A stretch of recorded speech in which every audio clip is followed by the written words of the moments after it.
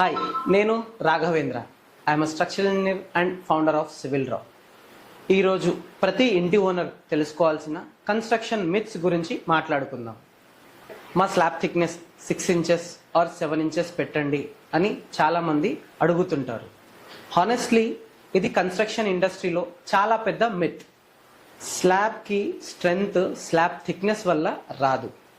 స్లాబ్కి slab strength అనేటిది మనం use చేసే concrete grade and steel grade and the placement of the reinforcement వల్ల మనకి స్లాబ్ స్ట్రెంగ్త్ అనేది వస్తుంది. స్లాబ్ థిక్నెస్ని IS 456 ప్రకారం span to depth ratio check చేసుకొని డిసైడ్ చేస్తారు. ఆ తర్వాత bending moment, shear force, deflections ఇలా అన్ని పారామీటర్స్ని క్యాలిక్యులేట్ చేసుకొని ఫైనల్గా will be achieving 1 slab thickness. అవసరం లేకుండా స్లాబ్ థిక్నెస్ పెంచితే మనము ప్రతి స్ట్రక్చరల్ ఎలిమెంట్ పైన లోడ్ పెంచుతున్న వాళ్ళం అవుతాము.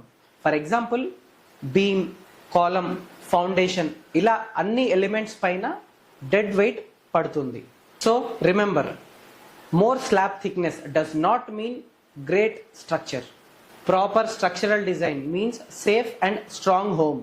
Follow Civil Raw for practical construction knowledge. Thank you.